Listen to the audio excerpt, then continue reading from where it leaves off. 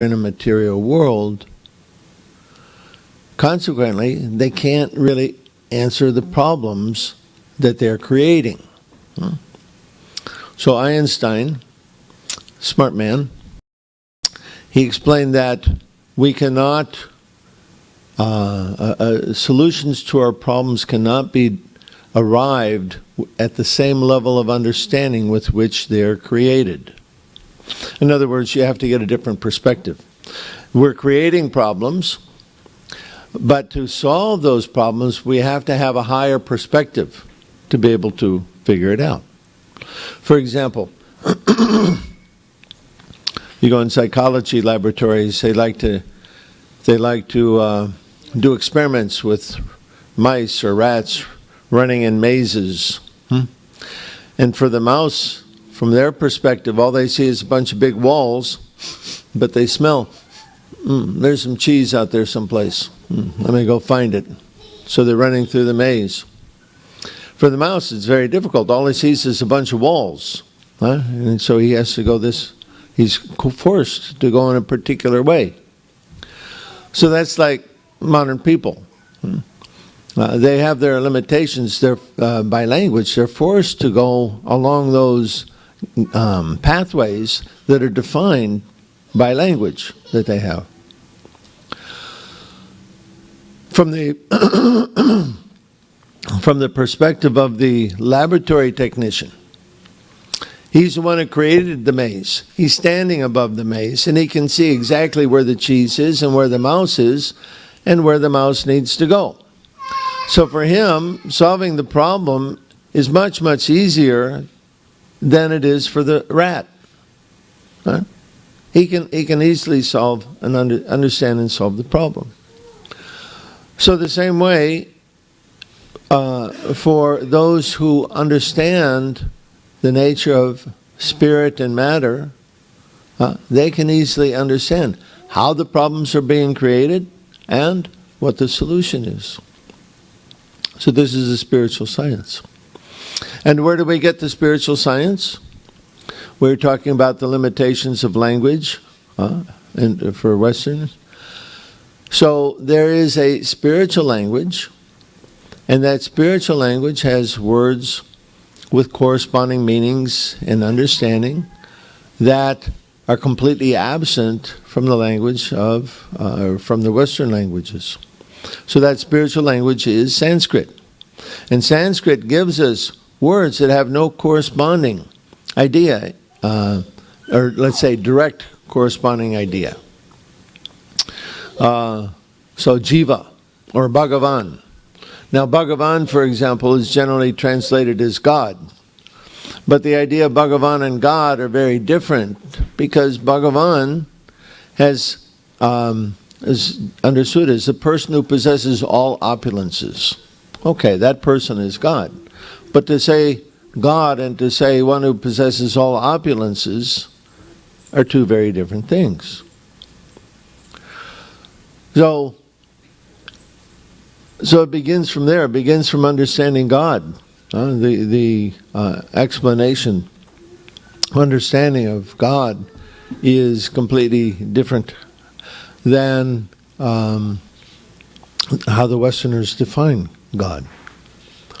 And then there's so many different, of course, incarnations of God. And so the whole science of God, this is our Srimad Bhagavatam. Srimad Bhagavatam is giving us the science of God. And then from there there's Jiva, there's Karma, Samsara, the Gunas. These words, they give us a different way of understanding our reality.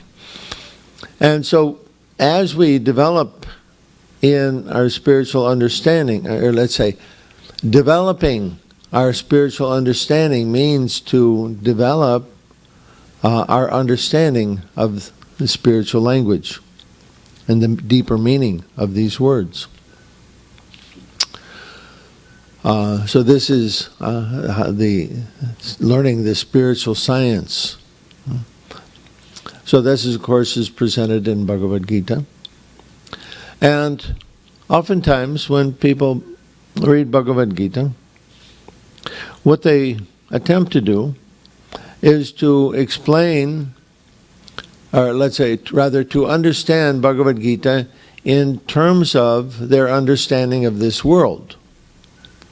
Okay, again, our understanding of this world is given to us and limited by our Western language and our ideas and Western thought.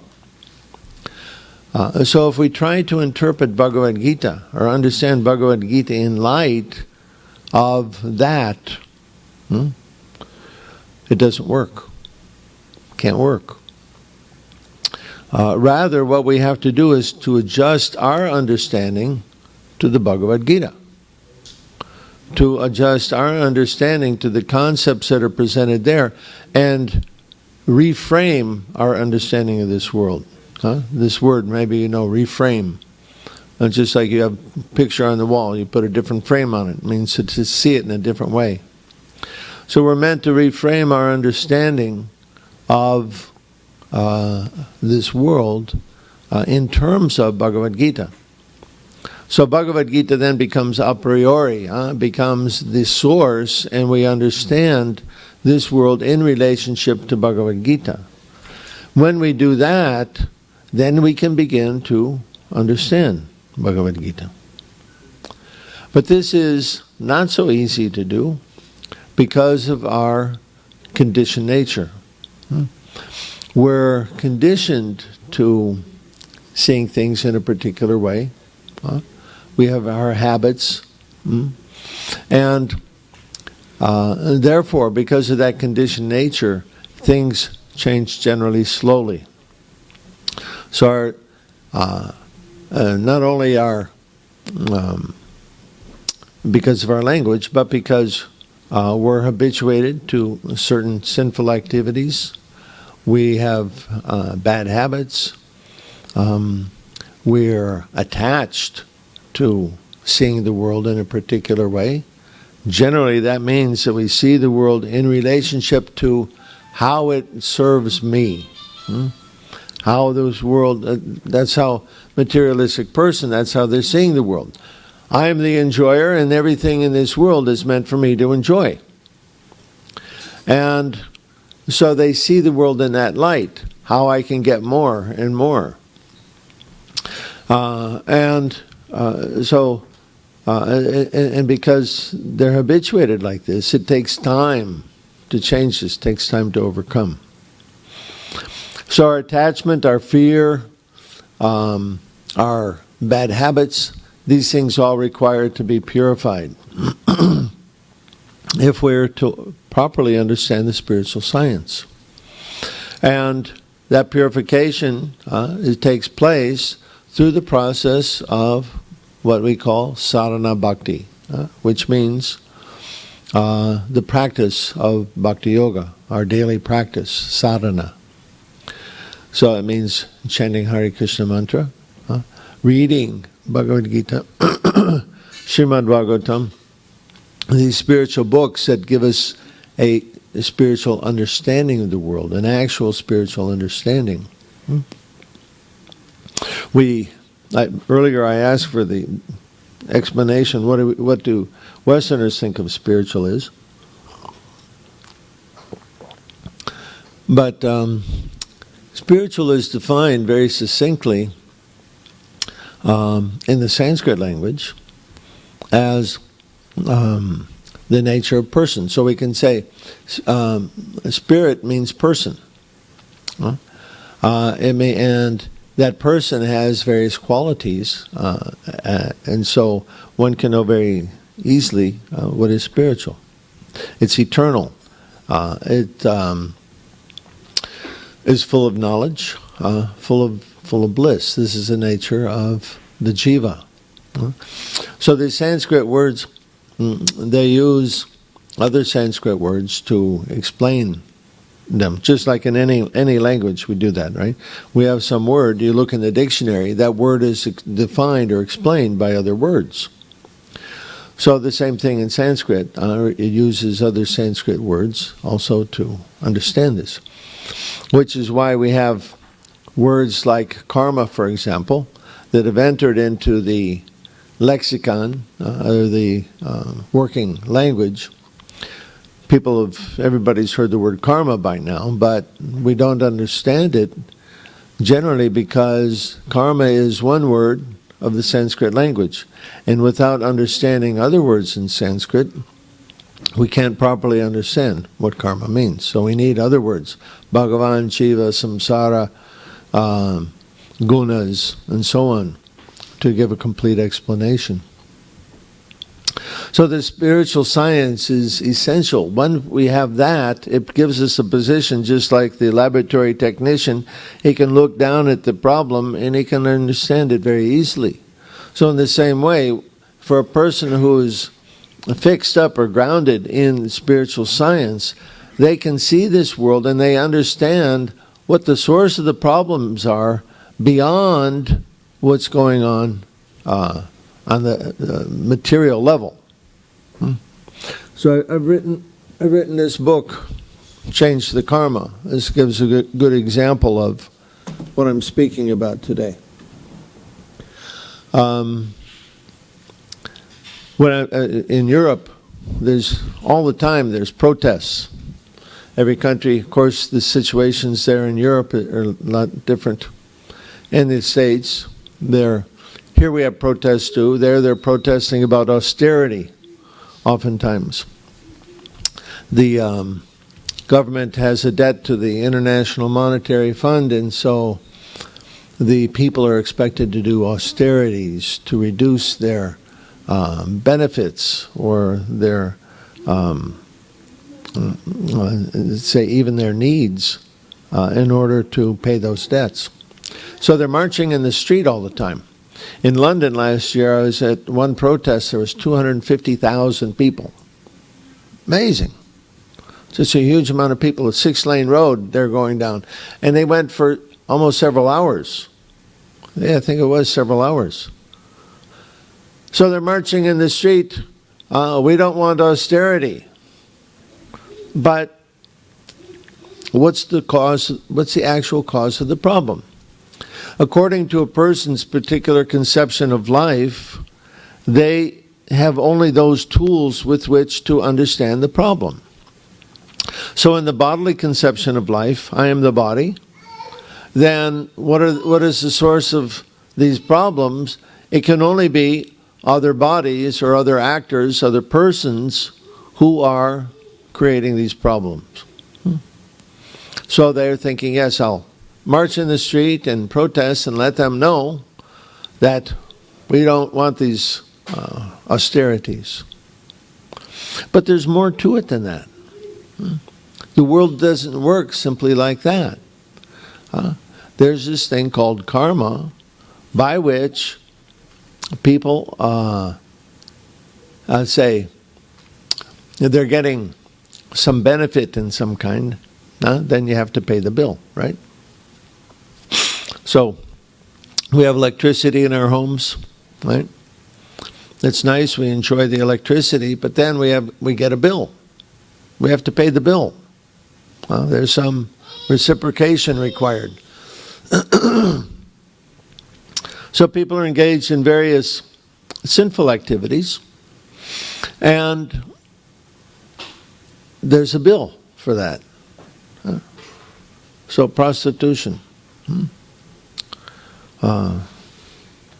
Hundreds of thousands, actually millions, of women are trafficked for sex slavery every year. Okay, so there's a lot of men who want to enjoy these women, but there's a bill that comes for that. Many people are eating meat. They get to enjoy their taste of the animal flesh. But there's a bill that comes with that. Killing those animals creates a debt. And that debt has to be paid in some way or another. So these debts oftentimes are arranged by higher authority to come in the form of bad economy, social problems, quarrel, fights, wars, things that people don't want. They have to pay their debt in that way. So the spiritual science allows us to see this world, to see what's going on, and to understand what the problem is, what the actual problem is, and then also be able to understand the solution.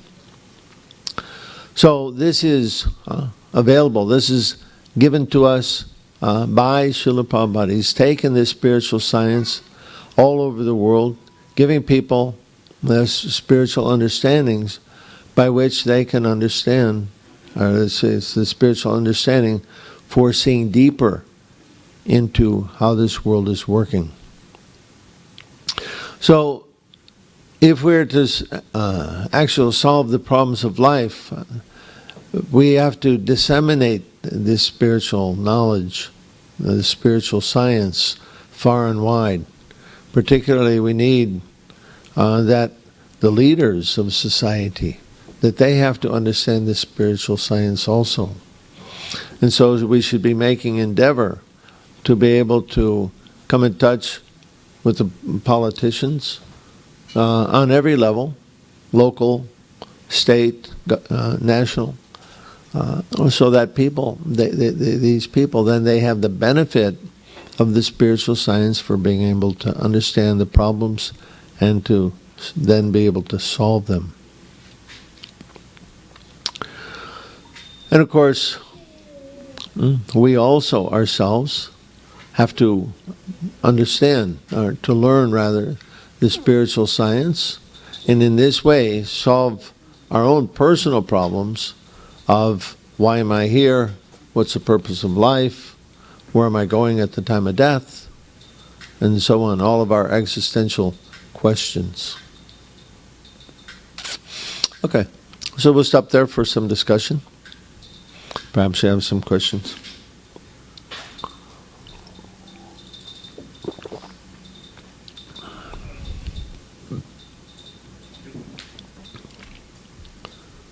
I wonder where does the responsibility lie? Okay, wait a minute. Yeah, bring. Here's a microphone. Here's bring.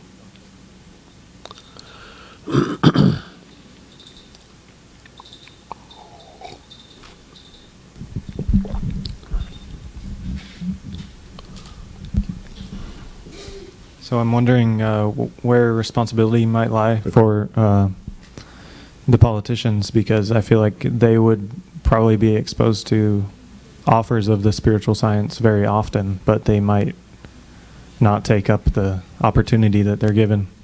Sure.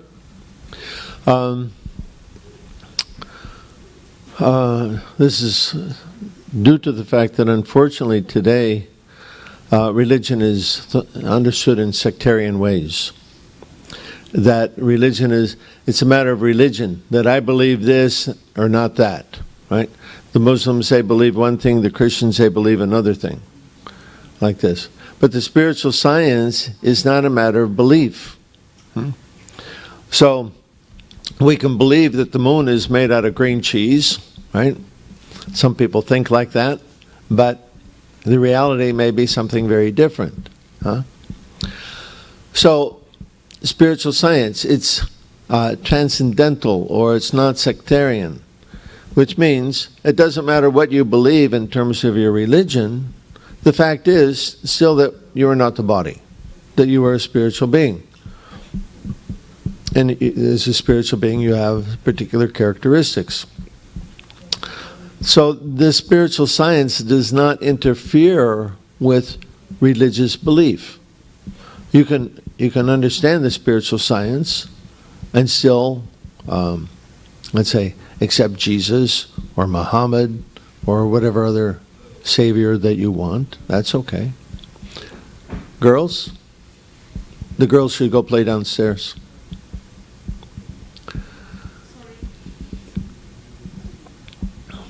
That's their nature. It's their nature to be jumping around and play. So they can stay downstairs if they like to do that. So this is the first part of education of the spiritual science, to help people understand that there is a science. It's a science. It's not simply a belief, but there's a science to it. which applies to everybody in all times, places, circumstances. It's absolute knowledge. And so this is the first thing to help people understand. Spiritual science. It applies to all of us.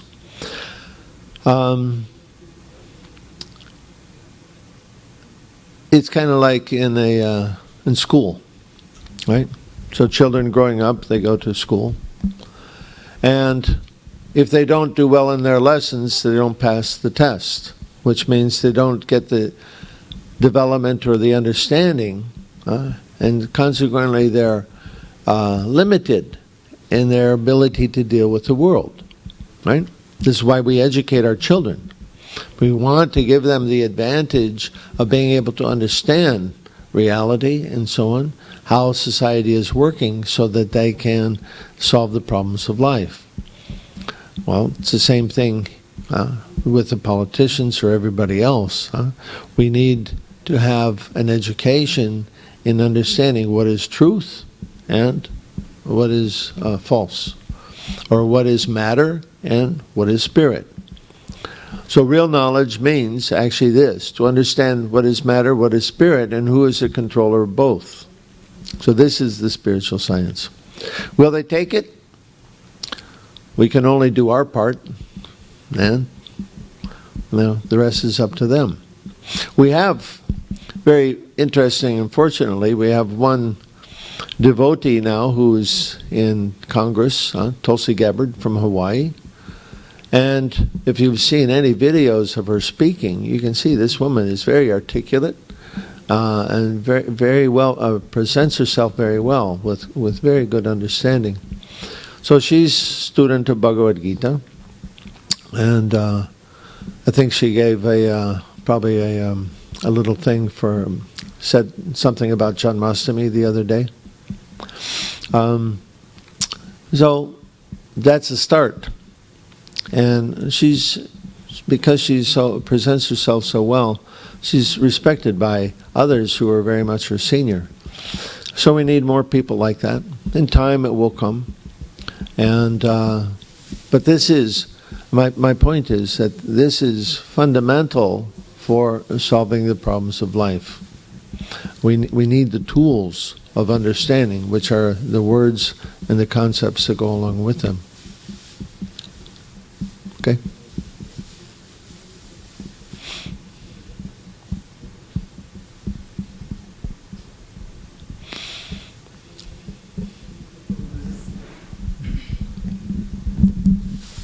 So Prabhu, as far as my understanding is that, see, karma is, sorry for my sore throat today. Okay. Go ahead, clear your throat first.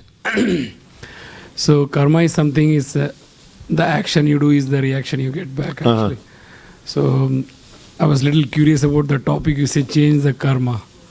Like whatever you have done is like prarabdha karma. So how Put you the microphone to you. So I was wondering like how you can change a karma actually.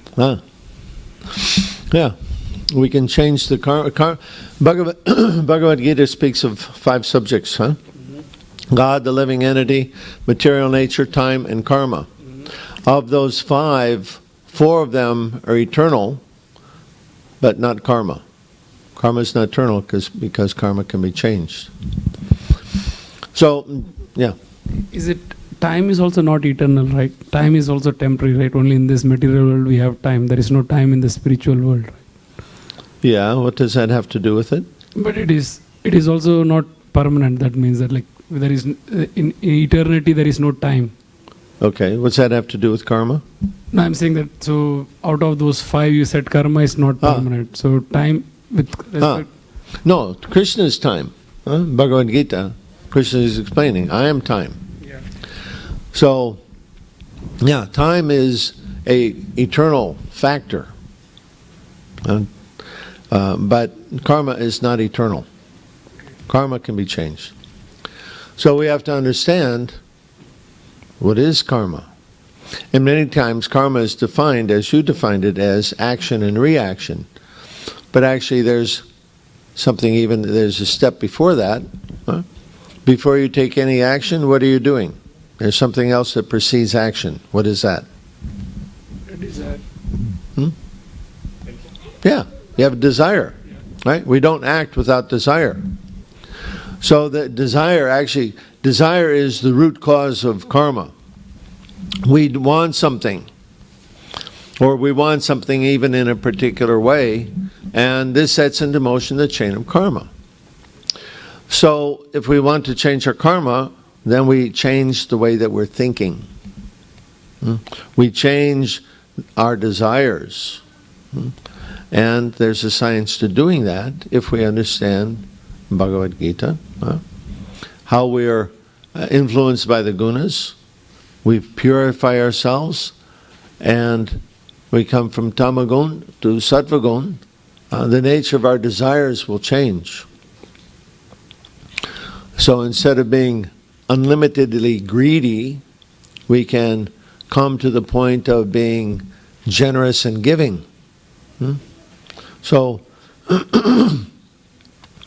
this is the spiritual science. By understanding how we're affected by this world and what's going on, then we can change that, change ourselves, purify our desires and actions, and then change the world. Okay?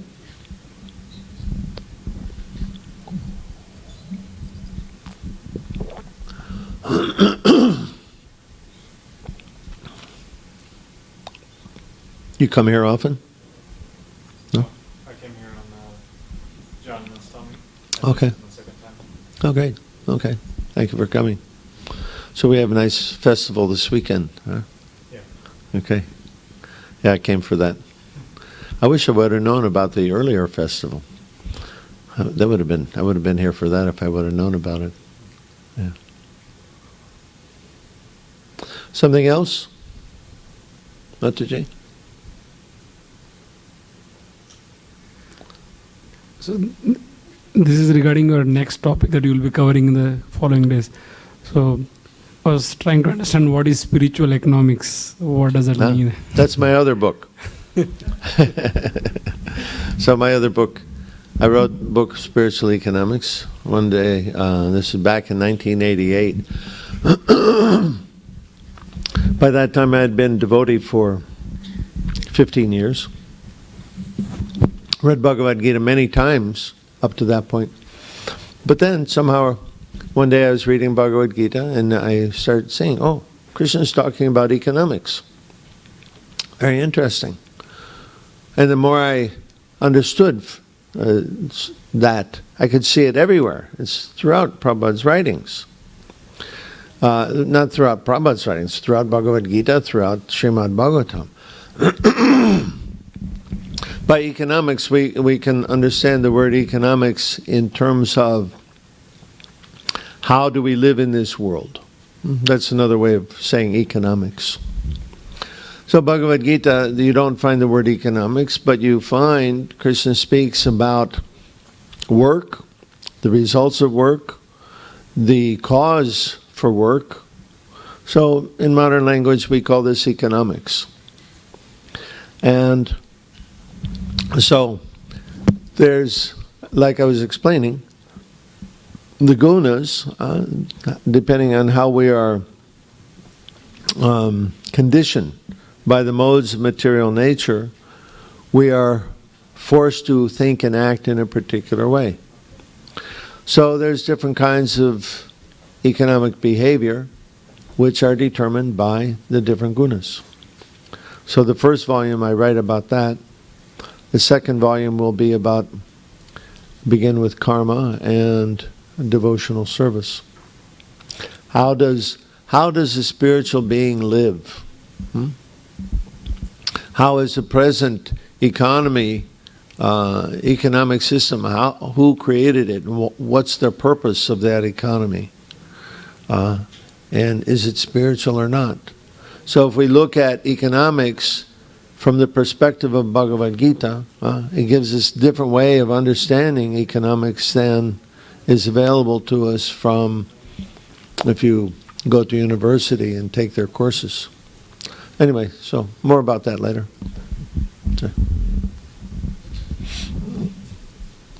Yeah. Give it a mic. Hare Krishna. Prabhu. Put it close to your mouth.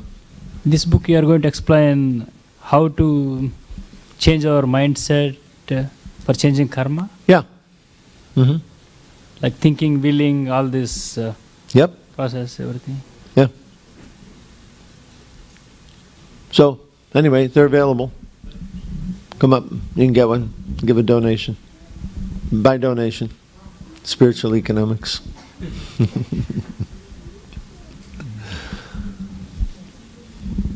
Something more? You have to have questions. Huh? Questions is a sign of intelligence. If you're not thinking, you don't have questions. So you have to think about Bhagavad Gita. Yeah. How important is the chanting Hare Krishna Important for what? for, say, changing the karma? It's essential.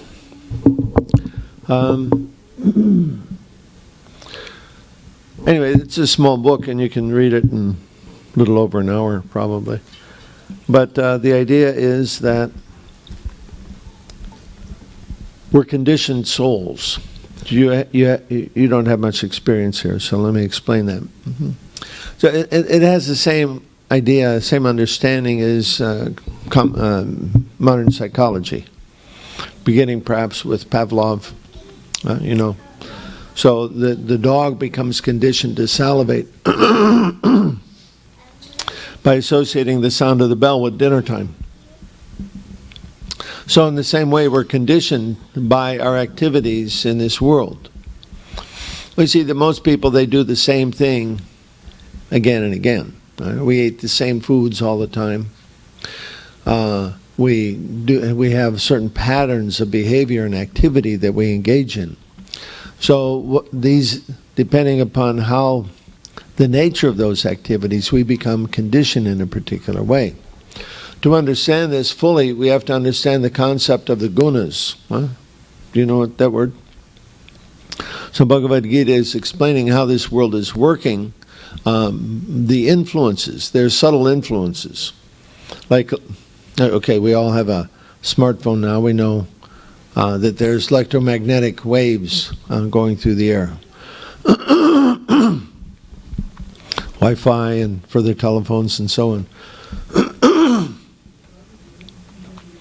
So we can't perceive them with our senses, but we know that they're there.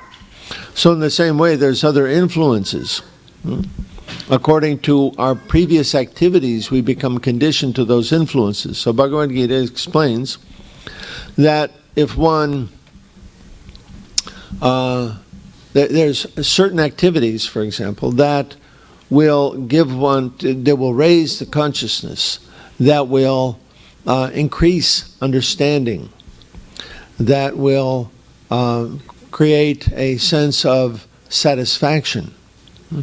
These influences are called sattva gun. And they are from activities and things that are in sattva. For example, vegetarian diet. If one eats a vegetarian diet, they'll have a different way of thinking and understanding than if they have a meat-centered diet. Okay? Now, people may say, well, it's just a choice. I'll eat that or I'll eat this. It's just a choice. But no, because material nature has influence on the consciousness. We have to understand, consciousness means the symptom of the soul. The consciousness, it's spirit next to matter. We are very small. We're called jiva, jivatma. This means very small. And so it's described that the jiva is just 1/10,000th the size of a tip of a hair, which is subatomic. You can't see it. But because the jiva is very small, when it comes in contact with matter, that the matter influences the jiva. This is how we have people of so many different understanding in the world. Everybody sees and understands the world in a different way because we all contact the material energy in a very unique and different way. So this is also part of the spiritual science. How are these influences working to affect the consciousness, the understanding of different people. So this is explained in Bhagavad Gita as the gunas, or the modes of material nature. Does that help? I know it's not a complete explanation. You have to understand the gunas to be able to get it further, but yeah, so it's explained there in Bhagavad Gita.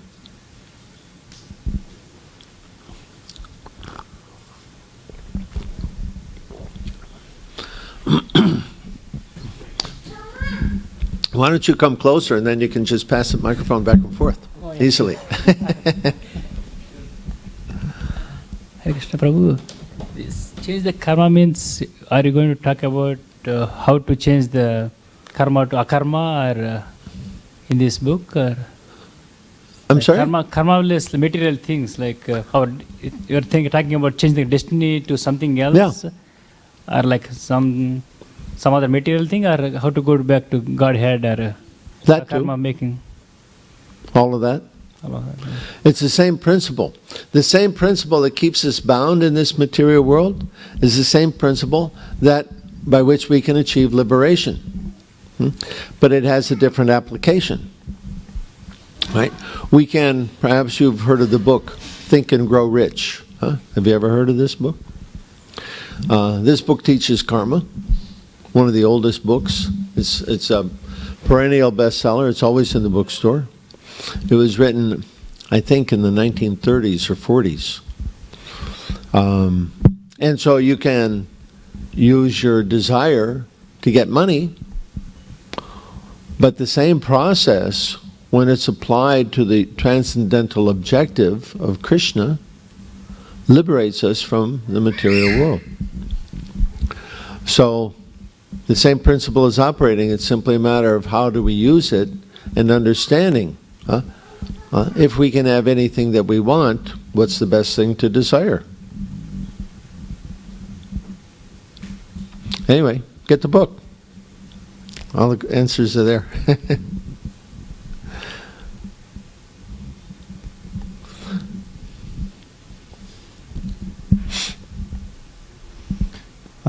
Being the age is the Kali Yuga, is there limits to how high society can understand the spiritual science and advance into spirituality?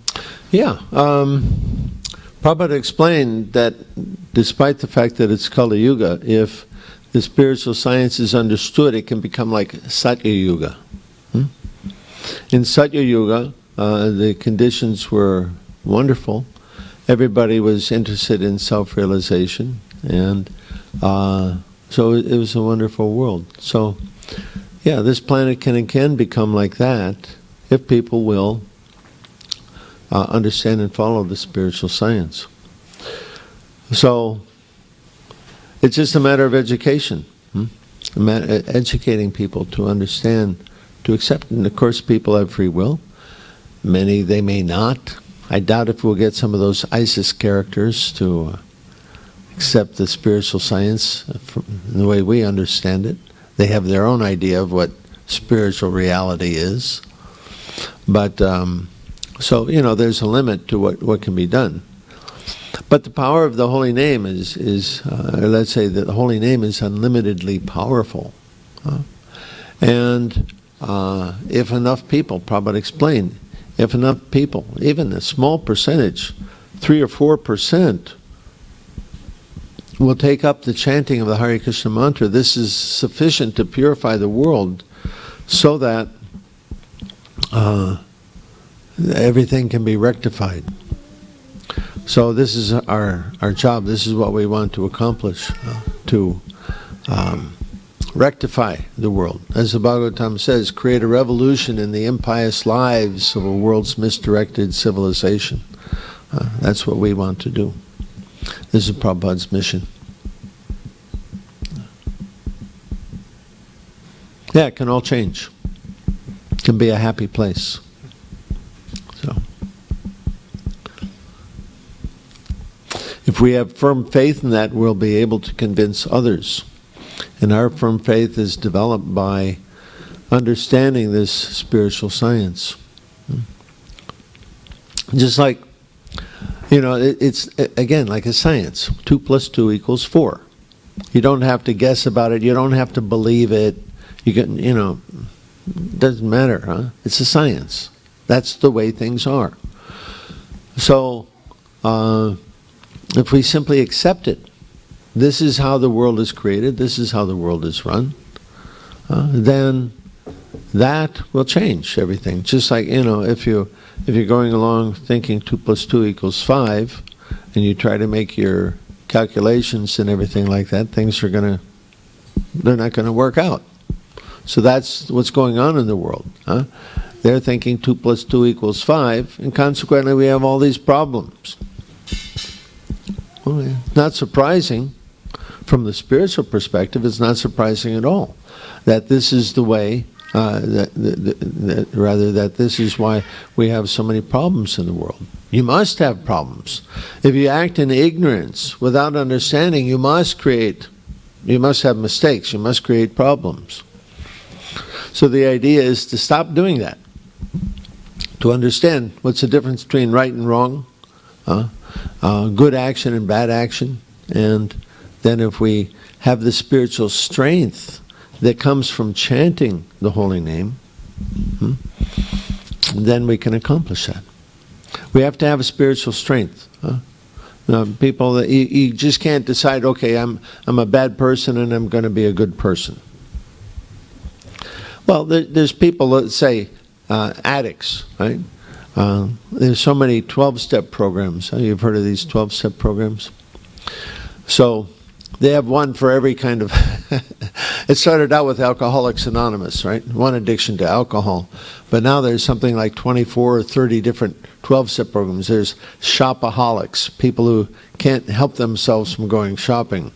So they have a 12-step program. And there's sexaholics, people who are addicted to illicit sexual behavior. So there's all these different 12-step programs. People trying to modify or change their behavior because they become addicts. But with the essential thing to being able to change is to have some spiritual strength. Now in the 12-step program they say, okay, they invite God into their lives. So from the limited understanding of Judeo-Christianity, that's about as much as they can do. Invite God into their lives, try to surrender to God, whatever that means, and with the help of God to overcome their addiction.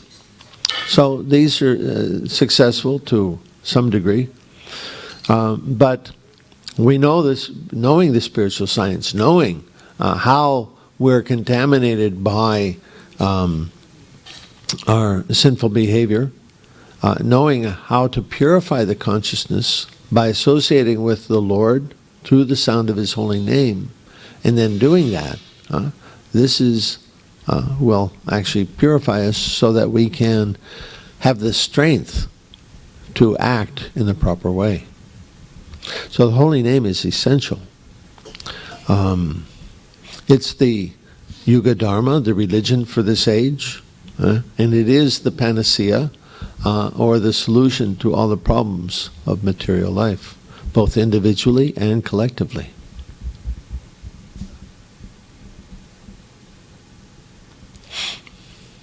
Okay, your turn.